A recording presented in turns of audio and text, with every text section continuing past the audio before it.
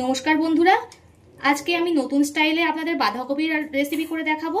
আশা করি সকলেরই খুব ভালো লাগবে। আজকে ইলিশ মাছের মাথা দিয়ে বাঁধাকপি করে আপনাদেরকে দেখাবো।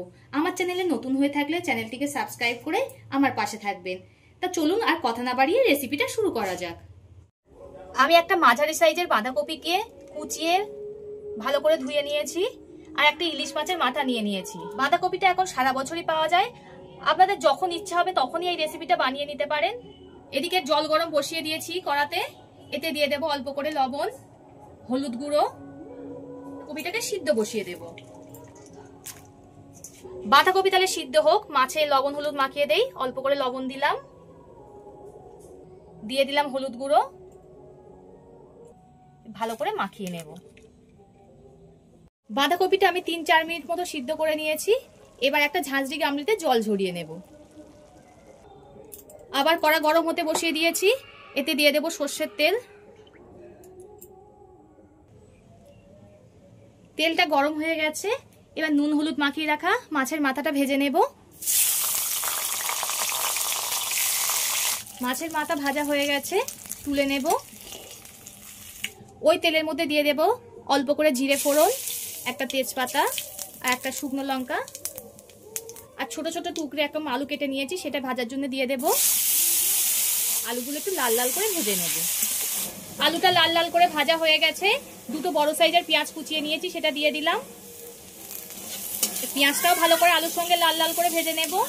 পেঁয়াজটা আলুর সঙ্গে আমার ভালো করে ভাজা হয়ে গেছে, একটা ছোট সাইজের টমেটো কুচি দিয়ে দিলাম এতে।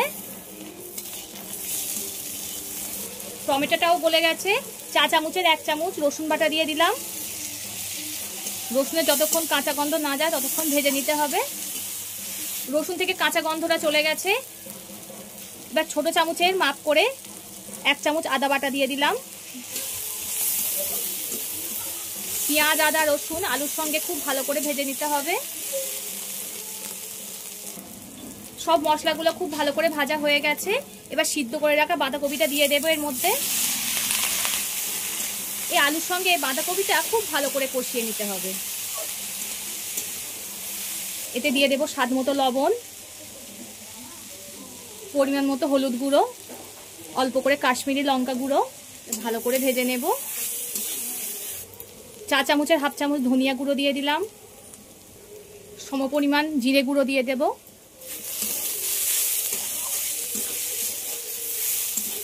সবকিছু আমার খুব সুন্দর করে কষানো হয়ে গেছে। এবার ভেজে রাখা মাছের মাথাগুলো দিয়ে দেব, দিয়ে আবারও ভালো করে কষিয়ে নেব। মাছের মাথা দিয়ে খুব ভালো করে কষানো হয়ে গেছে। এবার এতে অল্প করে জল দিয়ে দেব। 5-7 মিনিট মতো ফুটিয়ে নেব। আমার প্রায় হয়ে এসছে। এতে দিয়ে দেব চা চামচের 1/2 চামচ চিনি। ঝাল আর মিষ্টিটা আপনারা স্বাদ মতো ব্যবহার করবেন, যে যেমন পছন্দ করেন। চিনি দিয়ে খানিকক্ষণ কষিয়ে নিয়েছি। আমার প্রায় হয়ে গেছে। ভিডিওটা ভালো লাগলে লাইক ও শেয়ার করে দেবেন এবং কমেন্ট করে জানাবেন আপনাদের মতামত। আমার চ্যানেলে নতুন হয়ে থাকলে চ্যানেলটিকে প্লিজ সাবস্ক্রাইব করে দেবেন। নামানোর আগে দিয়ে দিলাম গরম মশলা। গরম মশলা দিয়ে খানিকক্ষণ নাড়ে নামিয়ে নেব। এবার আমি নামিয়ে নিচ্ছি। পরবর্তী ভিডিওতে আপনাদের সঙ্গে আবার দেখা হবে।